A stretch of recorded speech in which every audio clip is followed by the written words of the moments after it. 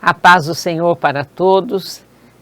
Estamos imensamente felizes nesta nova oportunidade de estarmos aqui com vocês, aqueles que amam a Escola Bíblica Dominical, que sempre acompanham as nossas aulas, os nossos vídeos. É um prazer estar aqui novamente para participar de mais uma aula, de mais um estudo precioso. Agora já estamos no novo ano, o ano de 2022. E, igualmente, estamos estudando um tema interessantíssimo, que são as lições bíblicas. E neste trimestre, o primeiro trimestre do ano, estaremos estudando a supremacia das Escrituras, a inspirada, inerrante e infalível Palavra de Deus. Então, estaremos este trimestre estudando lições sobre a nossa palavra, a palavra de Deus, a Escritura Sagrada, onde toda a nossa fé, a base do nosso cristianismo está aqui nesta palavra. Eu creio que para iniciarmos o ano foi muito feliz a escolha da CPAD de estarmos estudando estas lições. Eu sou a professora Persiliana e participo aqui na Assembleia de Deus na cidade de Londrina, no estado do Paraná, e fazemos parte da equipe de professores da EBD. E estaremos hoje estudando a lição de número 4. E a nossa lição ela tem por título a estrutura da Bíblia. Então até parece um tema, vamos dizer assim, comum, um tema talvez não tão relevante, mas eu creio que sempre é bom nós estarmos recordando, relembrando. E principalmente, muitas vezes, há pessoas que estarão participando das aulas de uma maneira que para ela será uma novidade. Então é sempre bom nós estarmos recordando, relembrando. E a nossa lição, essa lição 4, o texto áureo dela diz o seguinte, é Lucas 24, 44. E disse-lhes, são estas as palavras que vos disse, estando ainda convosco. Convinha que se cumprisse tudo o que de mim estava escrito na lei de Moisés e nos profetas e nos salmos. A verdade prática diz o seguinte, a Bíblia se divide em Antigo e Novo Testamento, totalizando 66 livros divinamente inspirados, pois toda ela é nossa única regra de fé e prática. Eu até coloquei um comentário assim, dizendo que em tempos como nós estamos vivendo, de relativismo, tudo é muito relativo, dizem as pessoas, e ele impera, não é, essa questão do relativismo.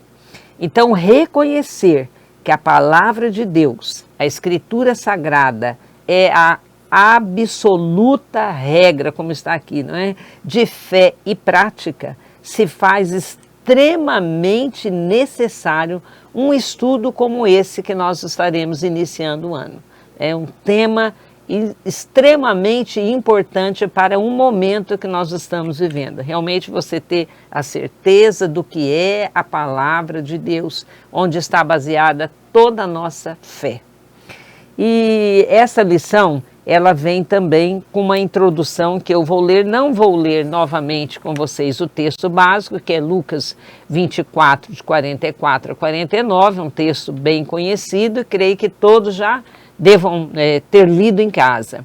Então, nós já vamos partir para a introdução da nossa aula. Diz o seguinte, conhecer a estrutura da Bíblia é importante para manejá-la bem.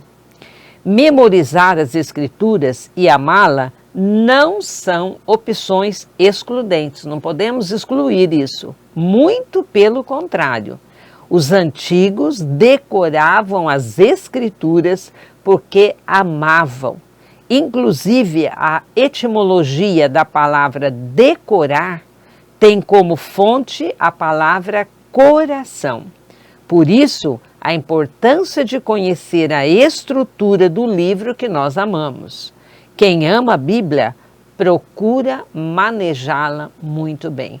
e para manejá-la é importantíssimo que eu conheça a estrutura dela. Vai ficar muito mais fácil para manejar. A nossa lição, ela traz aqui como os pontos, o ponto 1, que ele vem como a Bíblia ela está organizada, como também o Antigo Testamento, depois vai para o terceiro ponto, o Novo Testamento. Então nós vamos ver toda essa estrutura em que nós trabalharemos daqui para frente. A Bíblia Sagrada, ela foi escrita majoritariamente em hebraico e grego, em um período aproximado de 1.600 anos, por cerca de 40 homens, e em estrutura, de uma estrutura que nós estamos vendo hoje, do Antigo e do Novo Testamento. Seus livros são divinamente inspirados e formam o chamado cânon bíblico. Nesta lição, nós veremos como a Bíblia está organizada, a classificação dos seus livros, a canonicidade e as particularidades, tanto do Antigo Testamento como do Novo Testamento. Então vamos entrar aqui no primeiro ponto, como é que ela está organizada. Então eu coloquei dessa maneira. Como é que ela está organizada? A definição do termo Bíblia. Primeira coisa, vamos entender isso. Esse vocábulo, ele tem origem tanto no grego quanto no latim, com o mesmo significado, livro. Na realidade, a Bíblia é um conjunto de livros que foram escritos sob a total inspiração de Deus. É interessante que toda essa coletânea de livros traz uma unidade de pensamento, uma harmonia entre si. É uma coisa linda isso, porque nós acabamos de ver aqui que levou-se 1.600 anos e cerca de 40 homens que foram inspirados por Deus para escrever, em épocas diferentes, né? 1.600 anos. Então, como é que isso foi se dar de uma maneira tão harmônica, todo voltado, pensamento só? Então é algo realmente divino, algo maravilhoso. O cânon da Bíblia é muito importante, principalmente nós, professores da EBD, pessoas que estudam a Bíblia, pastores, líderes. É muito importante nós entendermos essa questão do cânon. Como explica aqui a nossa revista, que em teologia, cânon é uma norma de avaliação para identificar os livros sagrados. A partir de uma análise criteriosa, se entendeu que os 66 livros que compõem as Escrituras Sagradas, eles são de fonte divinamente inspirada. A palavra cânon significa regra, norma padrão, e é usada para referir-se à coleção de livros que temos hoje na nossa Bíblia.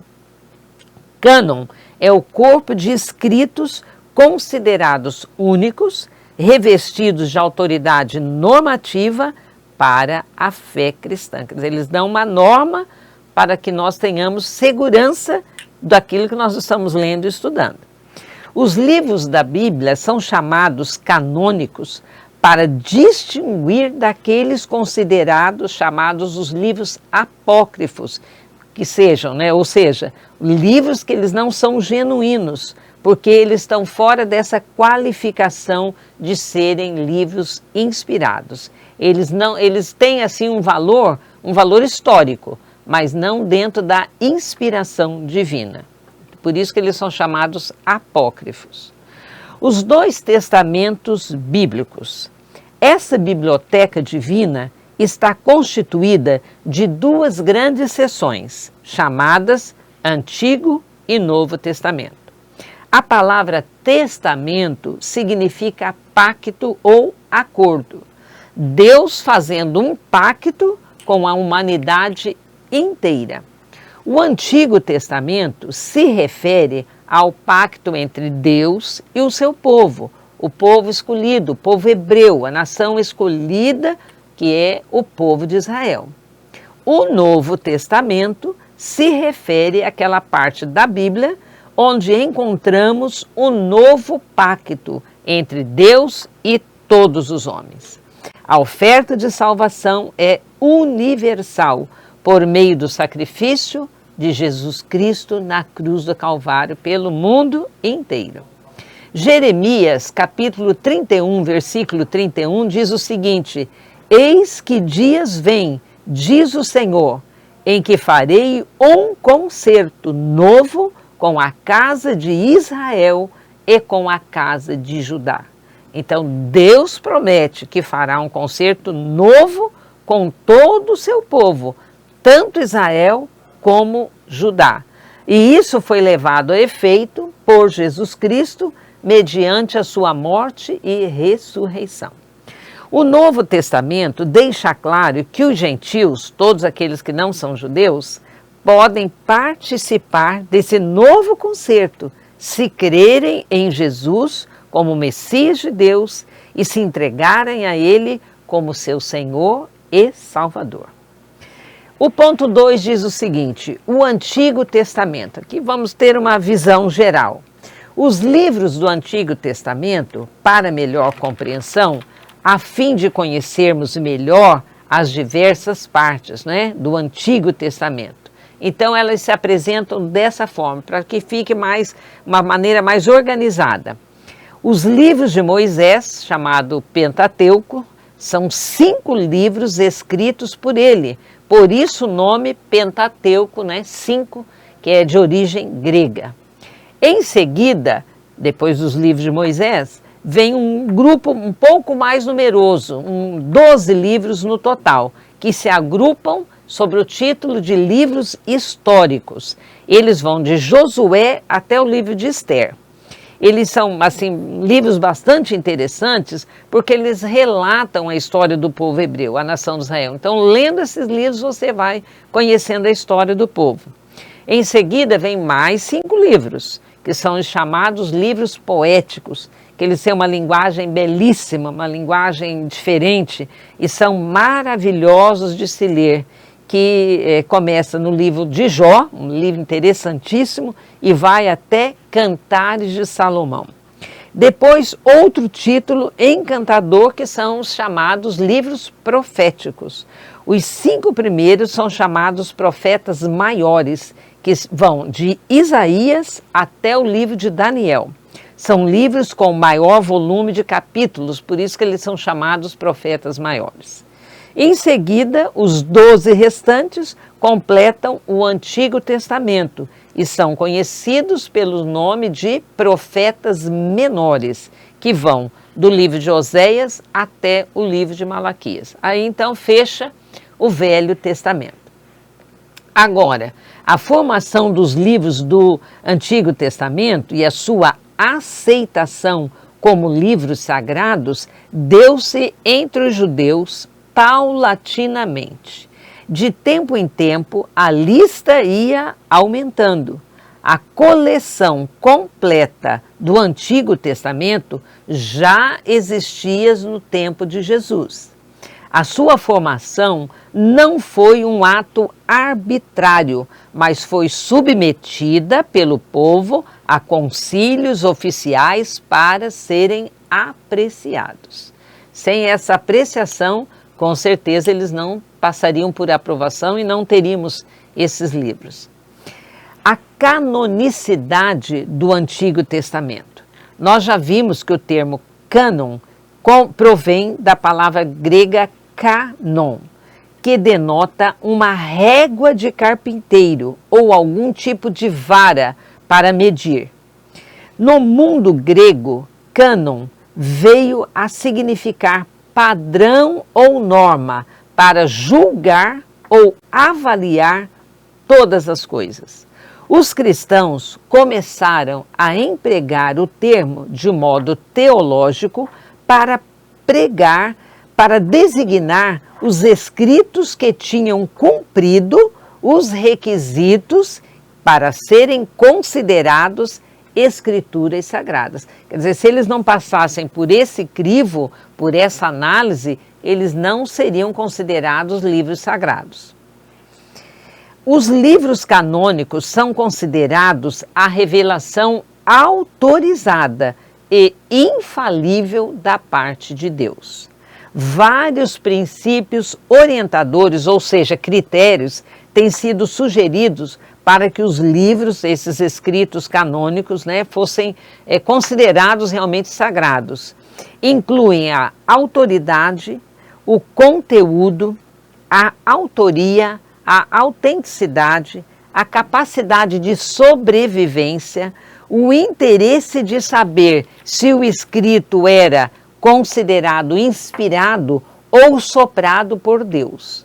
Só assim eles poderiam cumprir os requisitos para serem tidos como a palavra autorizada de Deus. Então vejam que não era fácil para se conseguir essa autorização. O crivo era sério, era profundo, muito grande, e não era de qualquer maneira que eles iam passar por esse crivo para poder fazerem parte do cânon sagrado. As particularidades aqui do Antigo Testamento. Vamos ver quais são elas. Deus se revelou à sua criação. A inspiração diz respeito ao registro ou à escrita dessa revelação divina.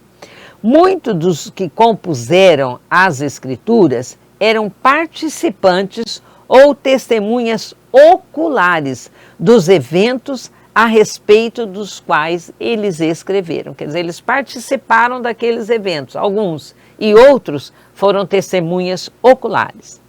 Com o propósito divino de tornar conhecida sua palavra, aprouve-lhe escolher 2 idiomas adequados para perpetuar a sua revelação do Antigo Testamento. Ele escolheu a linguagem comum dos israelitas, que era o quê? O hebraico, pois além de ser a língua natural daquela nação, é apropriada para expressar as mensagens e as profecias do prometido Salvador que viria. O único livro ou parte dele escrito em aramaico, que foi a outra língua usada, a língua também que era falada na Babilônia, onde estiveram os judeus lá no exílio. Foi o livro de Daniel, ou parte dele. Então temos aqui os 2 idiomas usados, o hebraico e o aramaico. O cânon bíblico está fechado. Hoje, ele continua falando através dessa palavra. Não se deve acrescentar outros escritos às escrituras canônicas, nem se deve tirar delas nenhum escrito. O cânon não pode ser refeito, assim como a história não pode ser mudada. Isso é muito sério. Agora vamos ver o terceiro ponto, que trata sobre o Novo Testamento. Os livros do Novo Testamento. Essa outra parte da chamada Biblioteca Divina, ela sim se apresenta. Nos 4 primeiros livros nós temos o quê? A história do nosso Mestre Jesus Cristo. E esses livros são chamados de evangelhos. A palavra evangelho significa boa nova, boa notícia. E aqui nós destacamos um livro muito interessante, que é o livro de história, que ele é o livro de Atos. E esse livro, Atos dos Apóstolos, ele contém o relato dos primeiros anos da igreja em todo o Império Romano, onde a mensagem desse evangelho era proclamada. Em seguida, temos as chamadas epístolas, que eram cartas que levavam os nomes das igrejas a quem elas foram dirigidas, como as cartas aos Romanos, aos Coríntios, aos Efésios. Outras também das pessoas que as receberam, como o caso de Tiago, de Timóteo, Tito, etc. Há um livro que se refere a um grupo geral, por isso que se fala que é uma carta geral, que é o livro de Hebreus. E por fim, os últimos levaram o nome dos seus autores, Tiago, Pedro, João e Judas. Há 13 cartas do apóstolo Paulo. A carta aos Hebreus, cujo autor não é conhecido, assim com uma certeza, com uma convicção. Tem uma que é de Tiago, 2 de Pedro, 3 de João e uma de Judas. E um total de 21 cartas, cuja finalidade é de nos fazer conhecer a graça e a vontade do nosso Deus. E o Novo Testamento ele encerra com um livro de profecia chamado Apocalipse, que significa revelação ou descobrimento. E qual é a canonicidade aqui do Novo Testamento?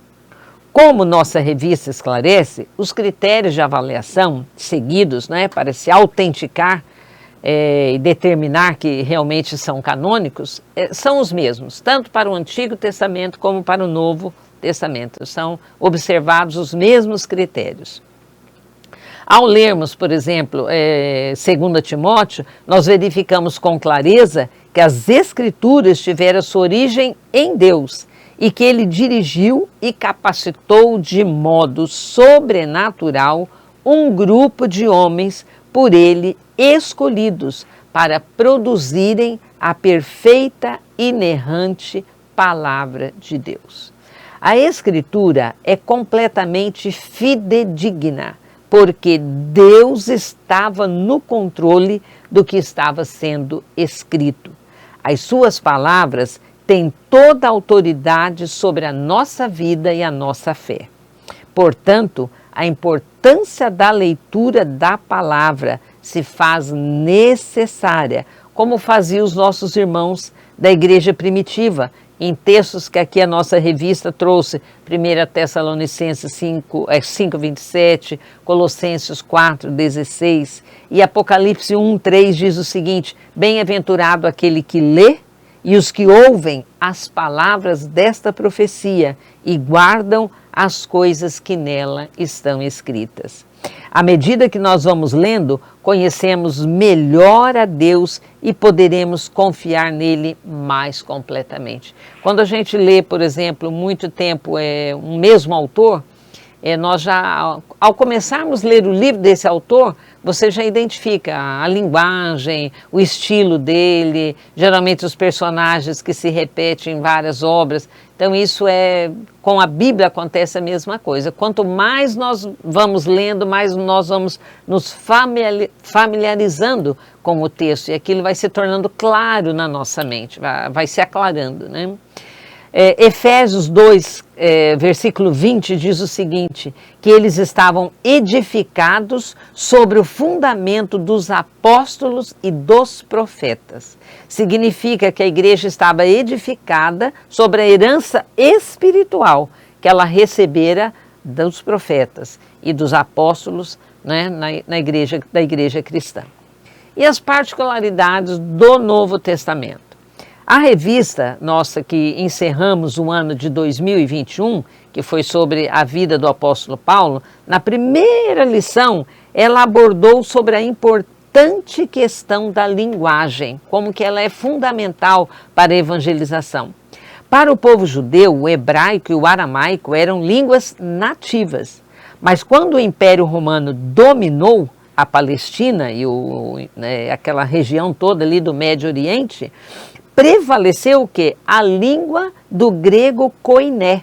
E o apóstolo Paulo usava muito, né? Ele era fluente, que era uma língua popular, portanto, muito usada. O Novo Testamento ele foi escrito no grego koiné. No final do século I, os escritos do Novo Testamento já haviam sido completados. Muitos destes entre 20 e 30 anos apenas após a morte e ressurreição de Jesus. Temos ainda a garantia de que até mesmo a narração dos eventos foi orientada pelo Espírito Santo, a fim de que fosse o quê? Evitados os erros ocasionados por eventuais esquecimentos. João, capítulo 14, versículo 26, diz o seguinte: mas aquele Consolador, o Espírito Santo, ele vos ensinará todas as coisas e vos fará lembrar de tudo quanto vos tenho dito. Então, aqui é um aval realmente de que a Escritura, ela tem a credibilidade, podemos ler com a convicção de que ela é realmente a inspirada, inerrante Palavra de Deus. E a nossa lição conclui dizendo o seguinte: o conjunto dos 66 livros forma um único livro, a Bíblia Sagrada. Esses livros constituem o cânon bíblico do Antigo e Novo Testamento. Os critérios para avaliação da canonicidade são a inspiração, o reconhecimento e a preservação dos livros como palavra de Deus. Muitas pessoas às vezes questionam: como é que vocês creem numa palavra dessa que durante tanto tempo não se perdeu, não é? Conseguiram preservar esses manuscritos. Que coisa divina, é coisa de Deus mesmo, como palavra de Deus. A comprovação desses critérios revela que as Escrituras foram aceitas e preservadas como livros autorizados por Deus. Eu gosto sempre de dizer, irmãos, que eu tenho como assim fonte de pesquisa revistas nossas, lições passadas, como consultei do nosso trimestre passado, as nossas bíblias de estudo, todas que nós temos à disposição, e também livros da ETAD, que muitas vezes eu consulto, e também dessa vez consultei a Teologia Sistemática do Stanley Orton, e são livros que nos dão assim base bíblica para nós termos mais clareza para estudarmos as lições. Nós desejamos uma excelente aula em suas igrejas e que cada dia mais possamos aprender nesta palavra divina, a palavra de Deus. A paz do Senhor para todos.